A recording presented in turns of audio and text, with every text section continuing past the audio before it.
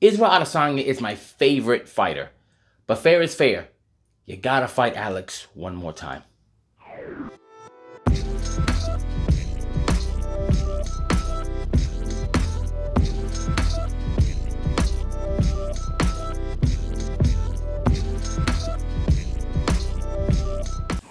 Hey, what's up, fight nerds? This is your boy Gashan, and I want to welcome you to Enter the Nerd. Today, I want to talk about, obviously, the aftermath of UFC 287, specifically the main event. The main event saw Israel Adesanya knocking out Alex Peirera in their UFC Mixed Martial Arts rematch. Knocked them out. It was pretty spectacular. The whole world, the MMA world at least, has been set ablaze by it. They love the celebration. They loved the vindication that it meant for Israel Adesanya. And of course, there were people who had a lot of negative things to say, the usual detractors when it comes to Israel Adesanya. And there's a couple things I want to address in this video.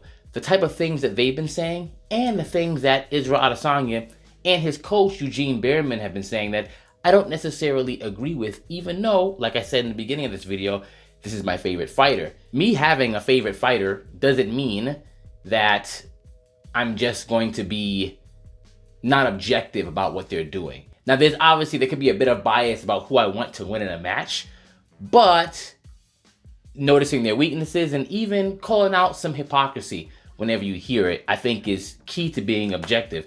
I think a true fan does something like that.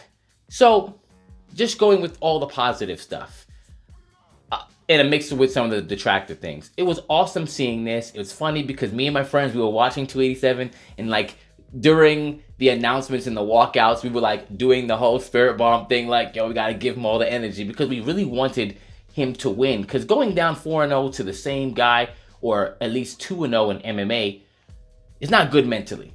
It really isn't. And that's not what we wanted, and Izzy is our guy, right? Now, a lot of people have said, hey, well, it's still 3-1. You know, if you're counting the kickboxing matches. Or if it's an MMA, it's 1-1. So why was he running around and cheering and celebrating like that?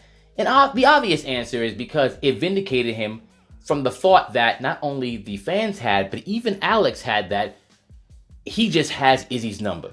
He'll never be able to beat him. There's just no way that he's going to be able to beat him. And a lot of fans said that, fans who never watched the kickboxing matches, or when they watched the first MMA match, for some reason just disregarded pretty much 5.5 rounds of what was going on, which was clearly Izzy getting the better of him for most of these matches. I mean, if we want to add the kickboxing matches, the first kickboxing match, you could arguably give it to Izzy, even though it was a bad decision. It's pretty universally said that was a really bad decision.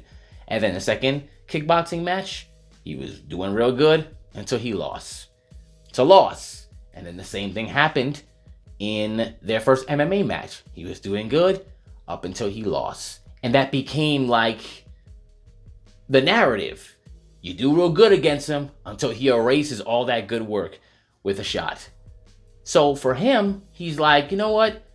I gotta undo this narrative. Not necessarily for everyone else, and the other people are saying it, but for him, he had to prove it for himself, which is most likely why he was running around and being very celebratory, because he should. Because there was probably a giant mental block in there too, because he knows the power. Alex is not like a Deontay Wilder, right? Who just throws punches and, you know, you get lucky. Like, he actually happens to be skilled. He sets up his power with those leg kicks and all types of stuff. He is dangerous.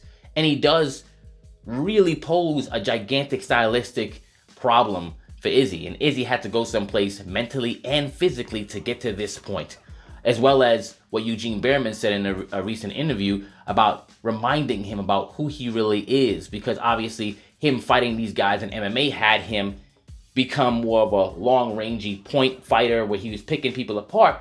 But he had to remind him that he's good in multiple ranges, which you saw in this fight. Because there were a lot of things he did well. When he went southpaw, Alex had a problem with it. When he advanced, Alex is not necessarily good going backwards. He's not helpless, but he's definitely not as active, which gives Izzy room to work. And he can work offensively. Even though in MMA, you've noticed him being more of a counter striker where he lets you become a berserker and he picks you off. But he can also initiate these exchanges. And when you saw it, he did have success, especially when you saw him doing teeps. He even did a question mark with the left leg. A lot of really good stuff that he did in that fight that I think if they fight again, he can definitely capitalize off of. And I don't think if you were really a fan of this mixed martial arts, watching those matches, there's no way you could say that that Izzy can never win. It just took minor adjustments, which I think is what gave him that fire to keep going, because a lot of other people would have probably stopped at those 2 losses in kickboxing, but I don't want to fight this guy ever again because mentally he must just have me. But it's because of the nature of those losses that gave him, I just got to change one little thing. I just got to do something a little bit different.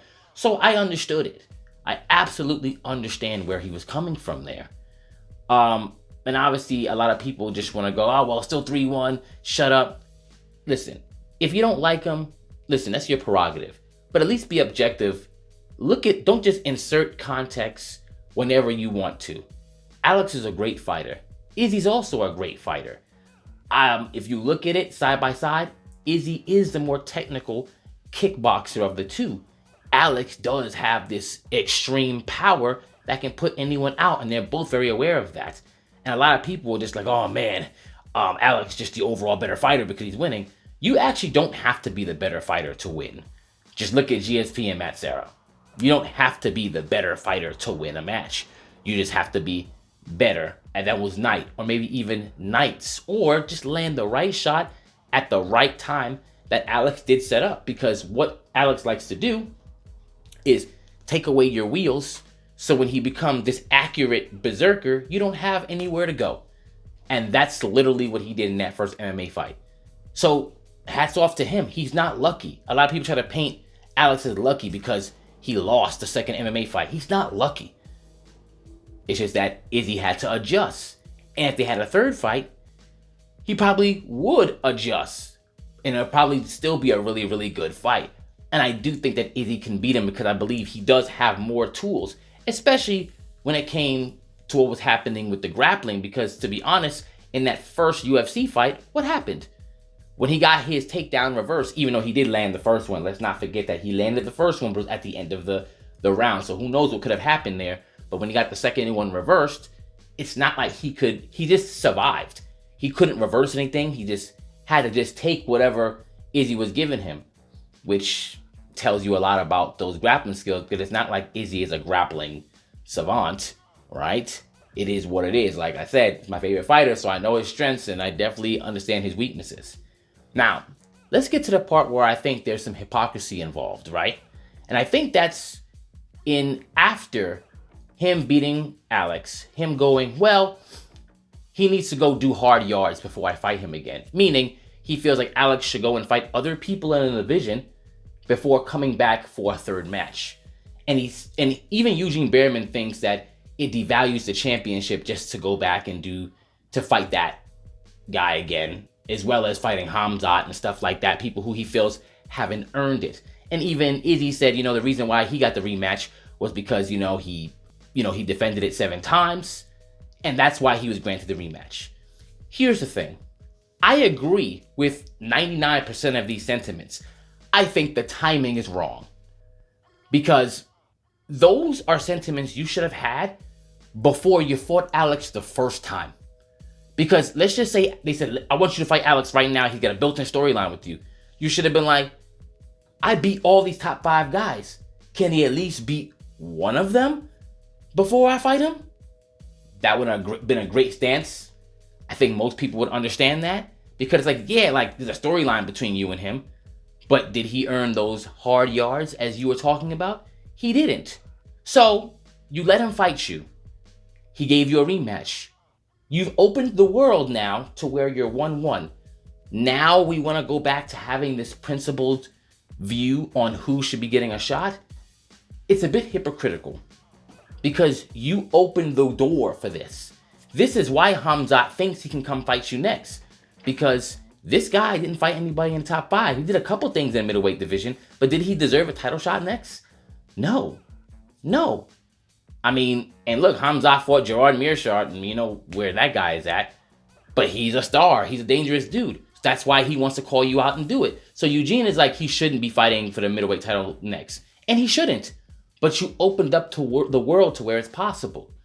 Need I remind you that Izzy also fought for the 205 belt without any of the hard yards inside of light heavyweight. So you can't just invoke these things when it benefits you. And like I said, this is just going to reiterate this. This is my favorite fighter. And if I were him, which I'm not clearly, I would go, or in his position, I'd say, I would go up and down 1 through 10. Because 1 through 5 is good, but I fight 6, 7, just so I can really clear out the division. And if I'm 1-1 with somebody, if I can't get the better of him in kickboxing, in MMA, I have the winning record. Where I'm at my most complete self. I beat you. Now I get it. A lot of people want to say, oh, he's scared of the fight. You don't fight somebody 4 times that you're scared of. He's not scared of, but I do believe that it's very mentally and physically taxing to prepare for someone like Alex. And I think, and that's not being scared, that's just a reality. There's just some people that take a lot out of you. And perhaps he just doesn't want to do that right after this. He would like something that doesn't take up so much mental space that he has to go into a whole nother dimension just to get to that point. And I get it. But fair is fair. I heard him say, well, I fought him because there was nobody else. Well, isn't the division similar? There's really nobody else for you to fight. But Alex is 1-1 with you. So doesn't that make sense? Now, since he said that, Alex has already said he's going to 205. So it is what it is with that, right? And obviously we have Dricus du Plessis talking a whole bunch of stuff. And honestly, that's a much more natural choice if this guy's at 205, because at least he's at number 6. And I mean, I hope the match is not built on the stupidity they've been talking about Real African and stuff like that. That's just stupid. But just really clear out the division. Like, just clear that whole division now. That'd be dope. That'd be honestly dope, because then how can you deny it? And then he can get to that coveted 11 wins or 12, so way he can beat Anderson Silva, because I really want that for him. I want him to beat that record. I really do. And then a lot of this has to stop. But fair is fair. You're 1-1 with Alex Peirera in the UFC. Beat him. Just beat him. And you can't invoke this weird context of who deserves it and who doesn't, because that wasn't invoked on you when you went to 205. And when you blessed him with that match, as you did, because he didn't deserve to fight you, you opened the door for this. So be fair. You're a great fighter. No one can take that away from you. Eugene's a great coach. No one can take that away from him. But don't be a hypocrite when it comes to stuff like this. Honestly. Let me know what you think. Let's talk about it in the comments. The comments. What fight did you like in 287? What fights do you want to see coming up? Let's talk in the chat. Let's go.